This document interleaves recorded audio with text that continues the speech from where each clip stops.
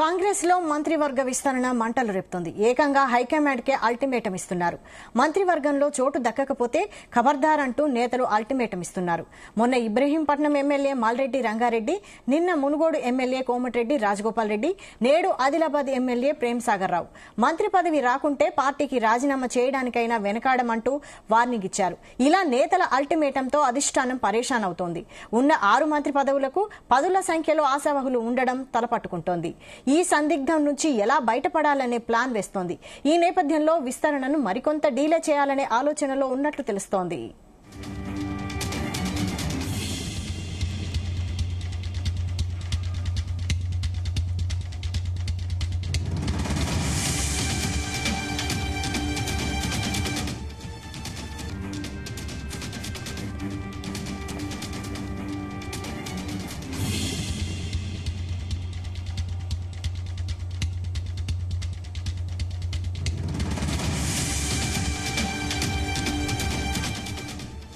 కాంగ్రెస్ లో మంత్రివర్గ విస్తరణ మంటలు రేపుతోంది.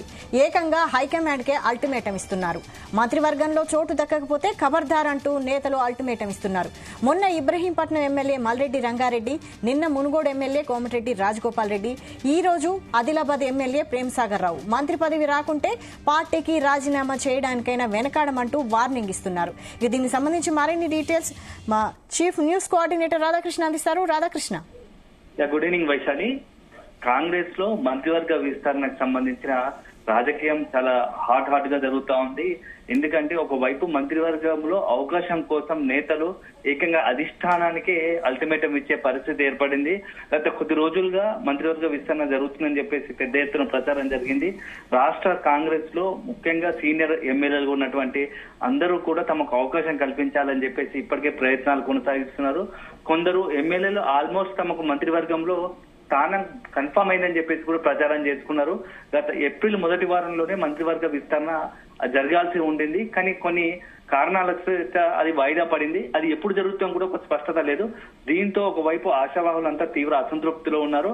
మరోవైపు మంత్రివర్గంలో అవకాశం కోసం ఎదురు చూస్తున్న నాయకులు కూడా ఇప్పటికీ ఇంకా మించిపోయలేదు, ఇప్పటికైనా తమ అలర్ట్ కావాల్సింది అని చెప్పేసి కొంతమంది అధిష్టానం మీద సీరియస్ గానే వాగ్బానాలు ఎక్కుపెట్టిన పరిస్థితి కనబడుతున్నాయి. దాంట్లో భాగంగా ఈ రోజు ఆదిలాబాద్ కు సంబంధించిన ఎమ్మెల్యే ప్రేమ్సాగర్ రావు ఏకంగా అధిష్టానానికి అల్టిమేటం జారీ చేశారు. తనకు మంత్రివర్గం ఖచ్చితంగా అవకాశం ఇవ్వాలి, నేను తన సీనియర్ ఎమ్మెల్యేగా ఉన్నాను, ఆదిలాబాద్ జిల్లా నుంచి ఇప్పటివరకు కూడా మంత్రివర్గంలో స్థానం లేదు, సో ఖచ్చితంగా తనకు మంత్రివర్గంలో అవకాశం ఇవ్వాల్సిందే, లేకుంటే నేను రాజీనామా చేయడానికి కూడా వెనుకాడని చెప్పేసి ఈరోజు కొంత సీరియస్ గా ఒకవైపు అధిష్టానానికి కావచ్చు, సీఎం రేవంత్ రెడ్డి కావచ్చు ఉద్దేశించి వ్యాఖ్యలు చేసినట్టుగా తెలుస్తా ఉంది. సో కేవలం ఒక ప్రేమ్సాగర్ రావు కాదు, చాలా మంది సీనియర్ నేతలు కూడా బాహాటంగానే మంత్రివర్గంలో అవకాశం కోసం మంత్రివర్గ విస్తరణలో తమకు అవకాశం దక్కని పక్షంలో తాము ఎంతటి నిర్ణయానికైనా వెనకాడబోమని చెప్పేసి కొంత కఠినంగా మాట్లాడిన పరిస్థితులు కనపడతా ఉన్నాయి. నిన్న మునుగోడుకు సంబంధించినటువంటి ఎమ్మెల్యే రాజగోపాల్ రెడ్డి, కోమటిరెడ్డి రాజగోపాల్ రెడ్డి కూడా ఇదే రకంగా మాట్లాడారు. తనకు మంత్రివర్గంలో అవకాశం వస్తుందని నమ్మకం ఉంది, ఆ అధిష్టానం కూడా తనకు ఈ మేరకు హామీ ఇచ్చింది. గతంలో ఎన్నికల సమయంలో బీజేపీ నుంచి నేను కాంగ్రెస్ లో చేరాను, సో నేను అనుకున్న ప్రకారంగా అధిష్టానం నన్ను కాంగ్రెస్ లో చేరే సందర్భంలోనే మంత్రి పదవి ఆశ చూపింది, హామీ ఇచ్చింది. సో ఖచ్చితంగా ఆ అధిష్టానం కూడా నాకు మంత్రి పదవి ఇవ్వడానికి సిద్ధంగా ఉంది. కానీ కొంతమంది నాయకులు ఇక్కడ తన మంత్రి పదవిని అడ్డుకునే ప్రయత్నం చేస్తున్నారని చెప్పి సీరియస్ గానే కొంత ఎవరైతే తన మంత్రి పదవి రాకుండా అడ్డుపడుతున్న వారిపైన సీరియస్ అయిన పరిస్థితులు కనబడ్డాయి. ఏకంగా సీనియర్ నాయకుడు, తెలంగాణకు సంబంధించినటువంటి సీనియర్ నాయకుడిగా పేరున్నటువంటి జానారెడ్డి, మాజీ మంత్రి జానారెడ్డి పైన ఏకంగా డైరెక్ట్ గానే అటాక్ చేశాడు. జానారెడ్డి ఒక ధృత రాష్ట్రం లాగా తయారయ్యాడు. తనకు మంత్రివర్గంలో అవకాశం రాకపోవడానికి తన మంత్రిని కాకుండా అడ్డుపడుతున్నది జానారెడ్డి అని చెప్పేసి బహిరంగంగానే ఒక వేదికలో పాల్గొన్నటువంటి కార్యక్రమం పాల్గొన్నటువంటి జానారెడ్డి పైన కోమటిరెడ్డి రాజగోపాల్ రెడ్డి ఇలాంటి సీరియస్ వ్యాఖ్యలు చేయడం పార్టీలోనే తీవ్ర చర్చనీయాంశమయ్యే సంచలనంగా మారాయి. సో ఈ 2 ఎపిసోడ్లకు ముందు గతంలో ఆ హైదరాబాద్ రంగారెడ్డి జిల్లాల పరిధికి సంబంధించి కూడా ఎమ్మెల్యేలు అధిష్టానం వైపు మంత్రివర్గ విస్తరణ జరుగుతుందని చెప్పేసి ప్రచారం జరిగిన నేపథ్యంలో గతంలో వీళ్ళు ఢిల్లీకి వెళ్లారు. అధిష్టానం దగ్గర కూడా ఖచ్చితంగా ఈసారి హైదరాబాద్ రంగారెడ్డి జిల్లాకు సంబంధించిన ఎమ్మెల్యేలకు మంత్రివర్గంలో అవకాశం కల్పించాలని డిమాండ్ చేశారు. అక్కడే దీనికి మొత్తంగా కూడా సూత్రధారిగా ఏంటంటే ఇబ్రహీంపట్నంకి సంబంధించిన సీనియర్ ఎమ్మెల్యేగా ఉన్నటువంటి మల్రెడ్డి రంగారెడ్డి ఆధ్వర్యంలోనే ఎమ్మెల్యేలను తీసుకొని ఢిల్లీకి వెళ్లడం జరిగింది. అక్కడ కూడా ఇదే రకమైన వాయిస్ వినిపించారు. ఖచ్చితంగా రంగారెడ్డి జిల్లాకు సంబంధించి మంత్రివర్గంలో అవకాశం కల్పించాలి, లేని పక్షంలో తాను రాజీనామా చేయడానికి కూడా వెనుకాడను, రంగారెడ్డి జిల్లాకు సంబంధించి అభివృద్ధి జరగాల్సిందే అని చెప్పేసి కొంత ఢిల్లీలో ఉంటూనే రాజీనామాకు చేయడానికి సిద్ధంగా ఉన్నట్టు మంత్రివర్గంలో అవకాశం రాకపోతే అని చెప్పేసి వ్యాఖ్యలు చేయడం కూడా కలకలం రేపింది. సో మంత్రివర్గ విస్తరణ జరగక ముందే పార్టీలో బాహటంగానే ఇలాంటి కామెంట్స్ వస్తున్న నేపథ్యంలో అధిష్టానం కూడా కొంత అలర్ట్ అయినట్టుగా తెలుస్తా ఉంది. అసలు ఈ మొత్తం మంత్రివర్గ విస్తరణ సంబంధించే వాయిదా వేసుకున్నట్టుగా తెలుస్తోంది. ఒక్కొక్క డిమాండ్ ఒక రకంగా వినపడతా ఉంది. ఒకవైపు జిల్లాలకు ప్రాతినిధ్యం కావాలని కొందరు, అదే విధంగా తమకు సీనియర్లకు ఖచ్చితంగా అవకాశం ఇవ్వాల్సిందే అని చెప్పేసి కొందరు నేతలు పట్టుబడుతుండగా, మరో వర్గము తమ సామాజిక వర్గాలకు ప్రాధాన్యత కల్పించాలని చెప్పేసి డిమాండ్లు వినిపిస్తున్నాయి. ఉన్నవి కేవలం 6 మంత్రివర్గంలో భర్తీ చేయాల్సినవి.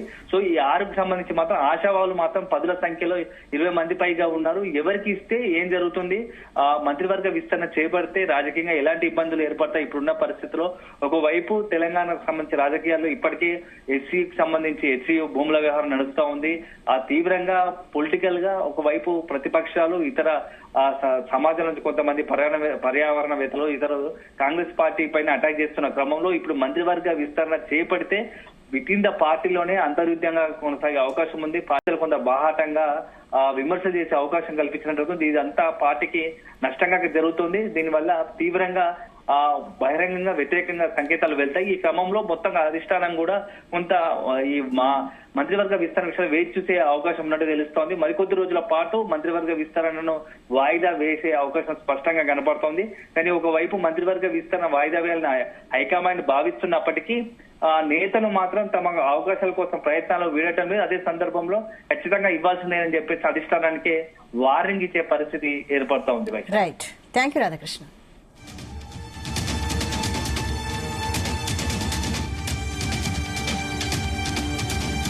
ఇవాళ నా గొంతు నొప్పి ప్రయత్నం చేస్తుంది. ఇవాళ మొన్న వచ్చిన వాళ్ళు ఒకటే గుర్తుపెట్టుకోండి, పార్టీని కష్టకాలంలో ఎవరు కాపాడుకున్నారు, పార్టీని పెట్టుకుని ఎవరు చేసిండ్రు, ఇన్నెవెల్ మీటింగ్ ఎవరు పెట్టిండ్రు, కరిగారు మీటింగ్ ఎవరు పెట్టిండ్రు, వీళ్ళంతా కరిగారు మీటింగ్ కలవైండ్రు. ఇవాళ ఇన్నెవెల్ మీటింగ్ మంచిగా రోజులు లేరా, ఈ జిల్లాలో ఉన్న ఆదివాసులు రాలేదా, అన్ని మాటలు బదలొచ్చిండ్రు. మీరు మాట ఇవ్వడం జరిగింది, మీరు ఎవరికి చెప్పినా నాకు బాధలేదు. ఒక్కడి మాత్రం గుర్తుపెట్టుకోండి, నాకు అన్యాయం జరుగుతుంది భరిస్తా, కానీ మా ఉమ్మడి జిల్లాకు అన్యాయం జరిగేటప్పుడు భరించే ప్రసక్తే లేదు, ఏ పరిస్థితుల్లో భరించాం. దానికోసం ఇది ఉద్యమాల గడ్డ. రాష్ట్రంలో ఉద్యమాలు 1970 నక్సలైట్ ఉద్యమం కానీ ఉద్యమాలకు ఇది పురిటి గడ్డ. ఈ గడ్డ నుంచే ఉద్యమాలు వేసినాయి. కాబట్టి ఇవాళ నిన్నొచ్చి మొన్నొచ్చి ఉన్న పార్టీలను తిరిగొచ్చి పార్టీలో ఉండే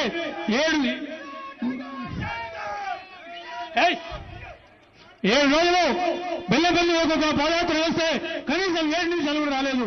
వాళ్ళు ఇవాళ మంత్రి గురించి మాట్లాడుతున్నారు. ఇవాళ ఆ దినం ఖార్గే గారి సభకు కూడా రాలేదు, కనీసం మంది తెచ్చు సంగతి వేరు. వాళ్ళు కూడా మంత్రి పదవి అడుగుతాను.